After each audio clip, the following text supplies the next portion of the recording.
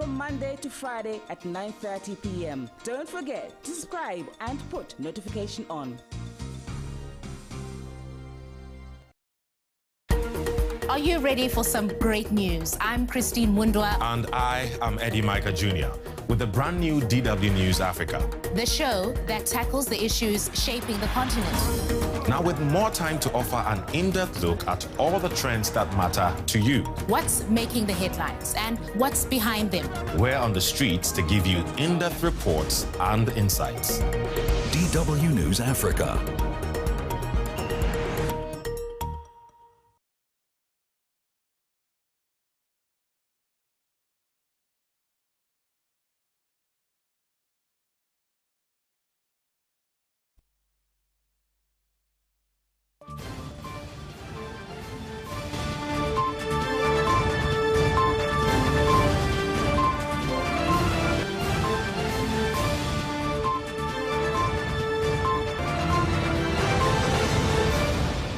In Capital News tonight, the government has started to distribute the Johnson & Johnson vaccines in the country's regions.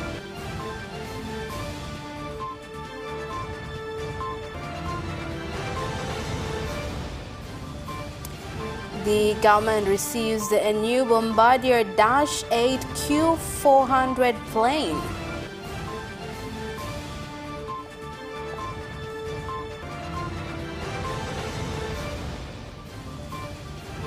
And in sports, Simba Sports Club's change in management process is near completion.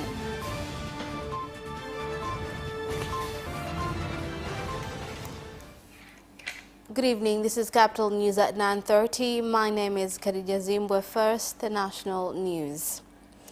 The government, through Medical Stores Department, has started distribution of the Johnson & Johnson vaccine against COVID-19 in all regions of the country and announced that 500 centers have been established where the vaccine will be provided to specific groups as from 4th of August this year.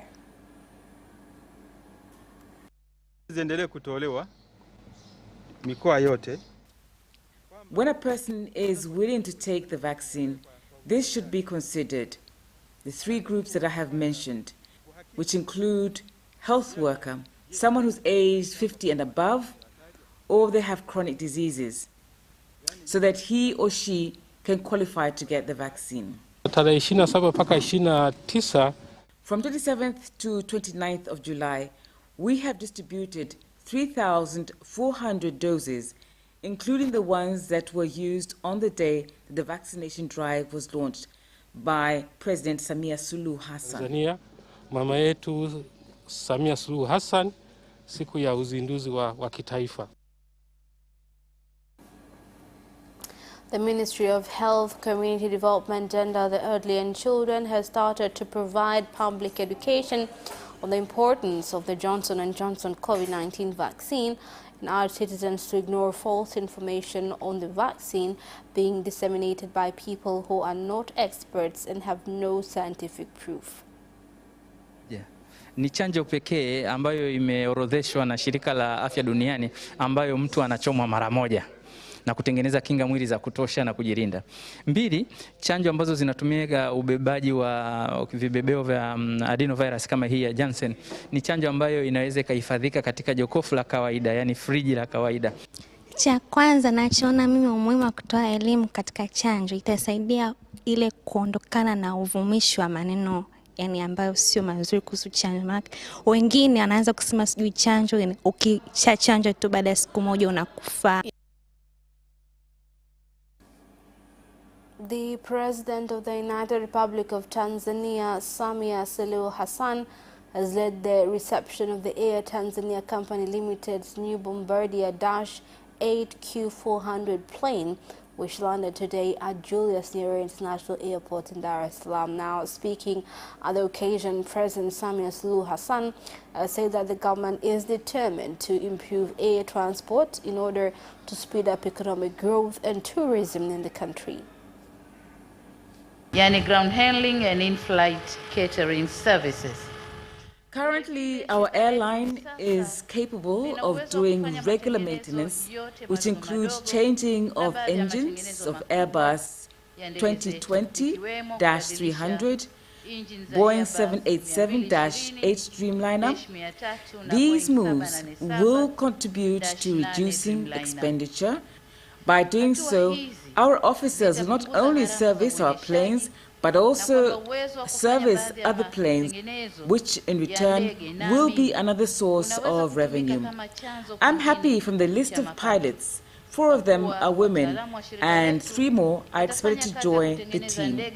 I have witnessed them doing this job where they've flown me and my team on different routes, from domestic to international routes. Kuongeza miruko ya safari zake za ndani na kuweza kuanza safari za The airline will increase routes from domestic to zonal routes.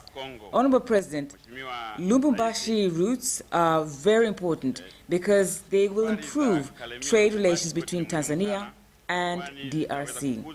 Kwa sasa tunazo ndege 2 zenye uwezo huo. So far we have 2 planes with the same capacity, meaning Boeing 787-8 Dreamliner. However, such kinds of planes makes Dar es Salaam Airport a hub for routes, which is also an opportunity of airline business in the country. Soko la usafiri wa anga. Tanzania Revenue Authority during the months of April to June this year collected 4.45 trillion shillings, whereby about 1.51 trillion shillings was collected every month. Kwa niaba ya kamishna mkuu wa mamlaka ya mapato Tanzania na uongozi mzima wa mamlaka ya mapato Tanzania, ningependa On behalf of the Commissioner General of TRA, I would like to thank Tanzanians who contributed to these revenues, because without you, this couldn't have been possible. We are aware that people are facing different challenges, but we have also tried to improve services, especially systems that allow taxpayers to feel the responsibility of paying taxes in a more simplified manner. Tunatoa shukrani zetu za dhati kama mamlaka ya mapato Tanzania kwa mchango wenu kwa nyakati tofauti. Arusha Resident Magistrate Court has rejected a plea from lawyers of the defendants, former High District Commissioner Lengai Ole Savaya and his 2 co-accused, to receive a statement made by the 6th witness in the armed robbery case against him at the police station be used as evidence. Here is more on the report. Reading the statement in the presence of the witness and providing the statement as evidence in the court at the beginning of the case. After the court's decision, the defendant's lawyer continued to question the 6th witness before the case was adjourned until Monday, 2nd August this year. More than 40 passengers escaped death when a bus belonging to Salvation Company with registration number T746DCU went up in flames after it overturned at Ilemela village on the outskirts of Muleba town in Kagera region. 31 passengers who suffered injuries were taken to Rubia Hospital, Kaigara Health Center and Ilemela Dispensary for medical treatment.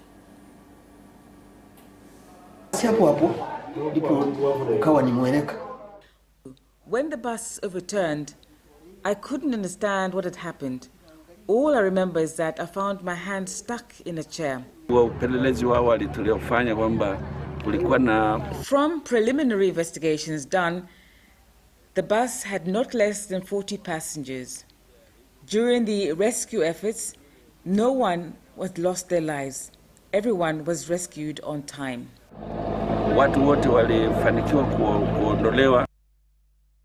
Bonite Bottlers Limited has supported the Namthamini campaign by handing over sanitary towels, which will enable 55 girls remain in school for a period of 1 year. The campaign is being implemented by East Africa Television and aims to ensure schoolgirls do not miss classes due to lack of sanitary towels. Kampuni onelea iungane na hii kampeni ya East Africa yanamthamini. The company thought to join this campaign organized by East Africa Television and Radio by contributing pads to support Girl Child. We urge other companies to join this race by supporting girls in schools. Nahamasisha pia makampuni mengine mbalimbali yaliyoko nchini Tanzania na nje ya nchi kutusaidia pia ili suala la kuwasaidia watoto wa kike katika hizi taulo za kike.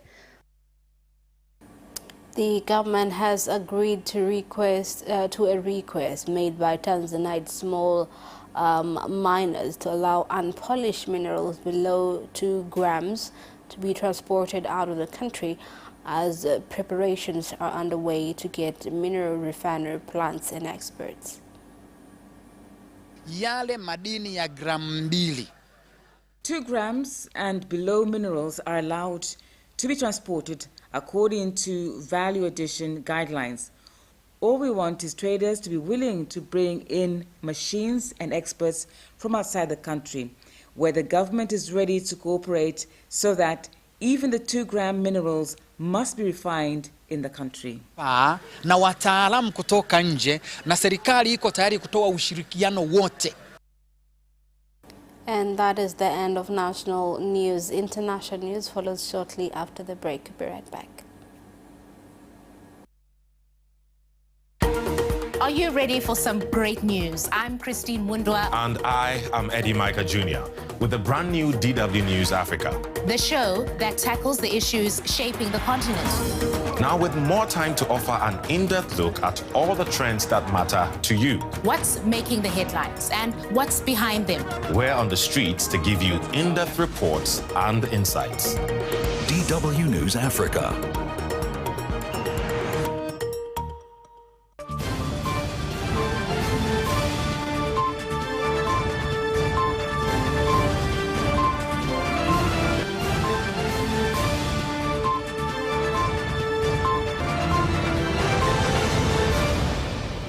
Welcome back. And in international news, Tunisian President Kais Saied has appointed a former national security advisor for the presidency to run the Interior Ministry and pledged to protect rights and freedoms.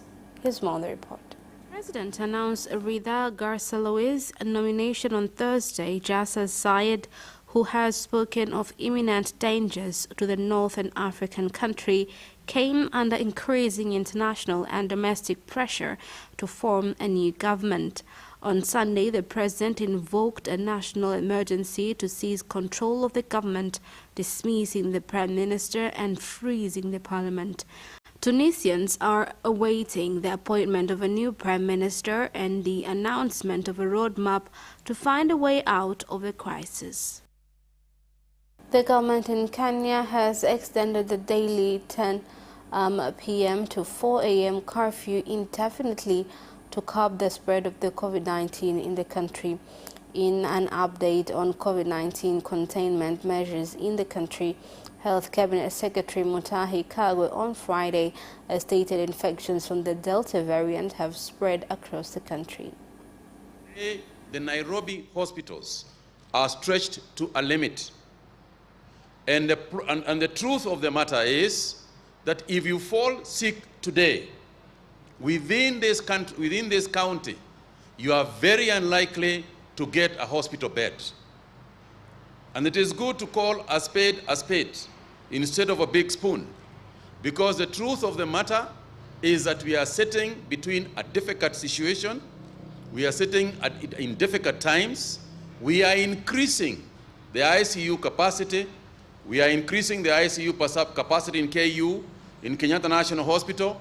I am aware that Nairobi Hospital is also increasing its ICU capacity by some 20 beds. We are increasing by some 28 beds at KU.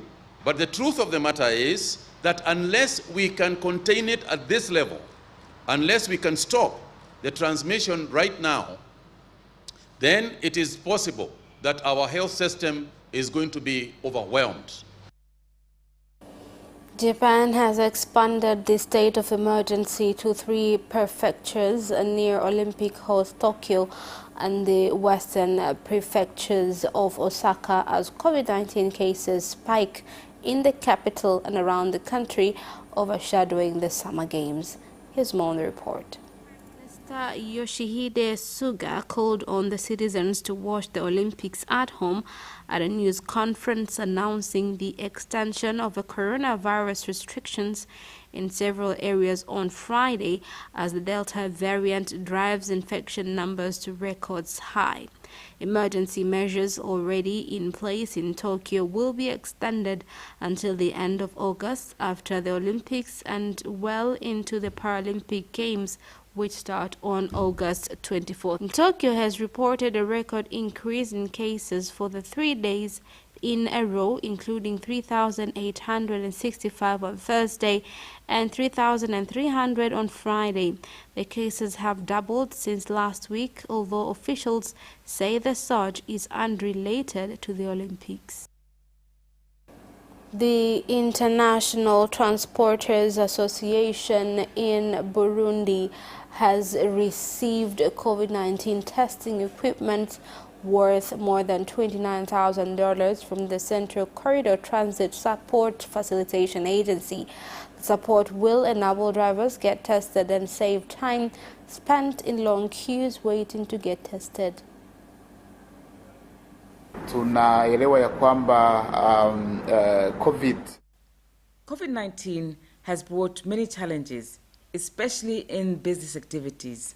This support will help Burundi test those who import things in the country at our borders. Although the exercise might cause delay in trading activities. This support will help trading activities to resume in the country because traders will be tested at all borders and the port of Bujumbura. Minister of Health wa kusaidia nao wasafiriaji wa mizigo kupungua muda wa kupandana bidhaa za wananchi. And that is the end of international news. Business news follows next. Tune in to Business Edition and meet business leaders and experts who keep you informed on business and economic developments taking place in the country, such as tourism, construction, energy, transport, mining, agriculture, communication, banking, real estate, and more. Business Edition on Friday at 8:15 p.m. only on Capital Television.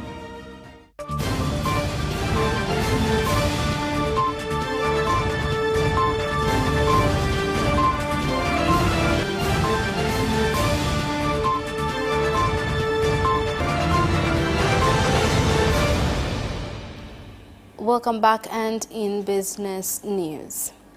Farmers in Korogwe District, Tanga region, in collaboration with investors, have started to produce first-class sisal fiber for the international market, where 73.8 tons has been produced in the last 3 months.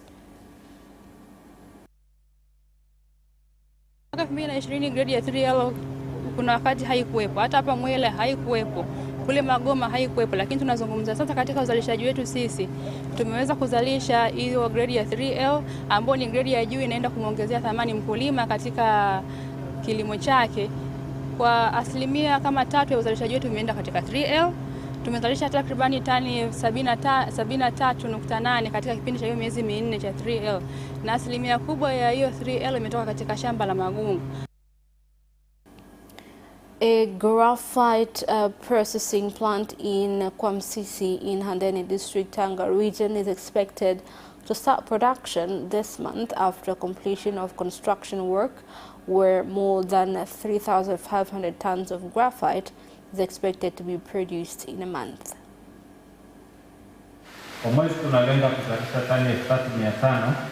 3,500 tons are expected to be produced monthly and create job opportunities of up to 200 people. Right now, we're at the stage of testing machines. Give me 1 month and I will come up with solutions in regard to issues of investment at this plant. And Bailey farmers in Hanang District, Manyara region have started to harvest more than 1,000 tons of the crop by using modern technology, which has enabled them to increase harvest. Hii nafasi tuitumie tusipoteze kwa sababu elimu katika maeneo mengi. Since the crop is not grown in many areas, then we should not waste this opportunity by increasing production because there are assured markets. I am here to emphasize the government's directive for strategic crops, which include barley. So far, the initiatives of farming this crop are satisfactory. For example, at this farm, the farmer is expected to harvest 16 sacks on a 1-hectare farm.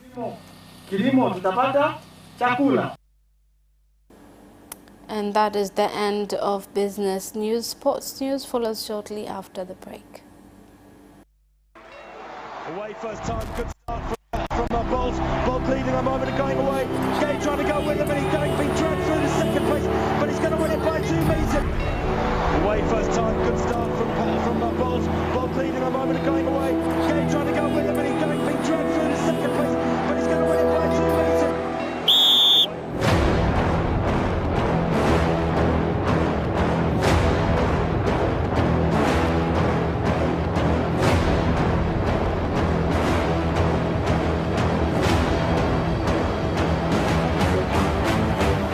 Opposition, Wakio, he did lose to Lent.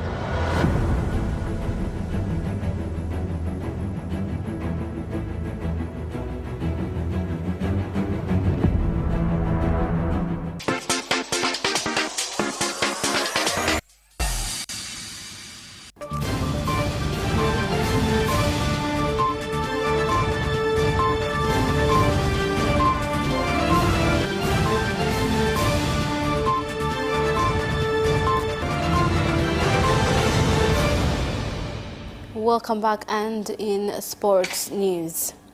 The Simba Sports Club change in management process is near completion after the 49% shareholder Mohammed Dewji presented 20 billion shillings to Simba Sports Club Endowment Fund. Baada ya miaka minne tumefika mwisho. Tulikuwa na madhumuni, tulikuwa na nia njema. After 4 years, we have reached the end. We had a good aim, we have strived, and at the end of the day, we have succeeded. So first, I would like to thank the President, Samia Suluhu Hassan. Wa Jamhuri ya Muungano wa Tanzania. Ruvu Shooting has said they did not reach their targets last season, as their aim was to be among this season's international representatives. Ili uwe bingwa, lazima uwe umejipanga. To be a champion, you have to be well prepared. Now, we are planning that this season, even if we miss the League Cup, at least we finish in the top 4 spots. We wish to represent the country in international competitions. Nchi katika mashindano ya kimataifa. The Los Angeles Lakers are acquiring all-star point guard Russell Westbrook from the Washington Wizards for 3 players and the rights to first-round pick Isaiah Jackson. Here's more on the story. According to 2 people with knowledge of the deal, the Lakers are trading Kyle Kuzma, Kentavious Caldwell-Pope and Montrezl Harrell to Washington for Westbrook, who is a Los Angeles native and helped lead UCLA to a pair of Final Four appearances. The Lakers had the 22nd overall pick in Thursday's draft and selected Jackson, a 6'11" 11 forward from Kentucky. The people spoke to the Associated Press on condition of anonymity because the deal can't be officially announced until 6th of August, when the salary cap becomes official and teams can also begin making moves for the upcoming season. Manchester United forward Marcus Rashford has been ruled out of the start of the season after it was confirmed he will undergo shoulder surgery. Here's more. The England international has played with various niggles for the last 2 years and has been struggling with a muscle tear in his shoulder since November. Following conversations between Rashford, Ole Gunnar Solskjaer and club staff, it has been decided the best course of action is for him to have surgery. Rashford is likely to be sidelined for weeks, with October being mentioned as a potential target return date.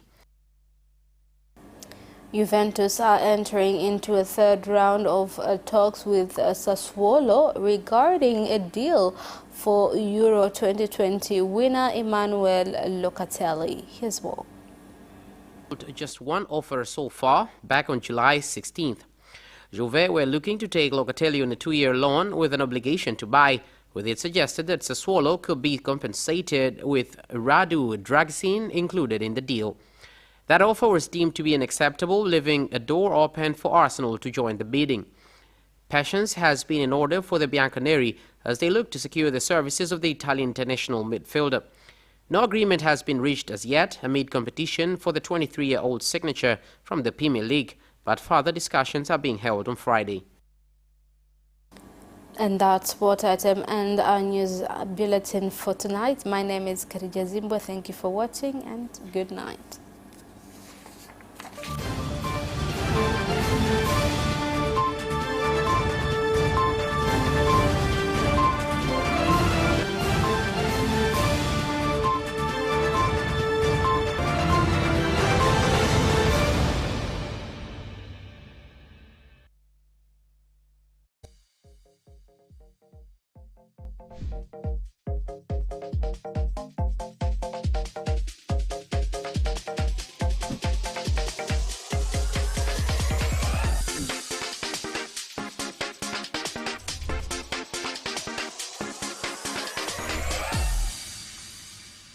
You can watch Capital News live on our social media accounts, YouTube Capital TV and Facebook Capital Television Tanzania from Monday to Friday at 9:30 p.m. Don't forget to subscribe and put notification on.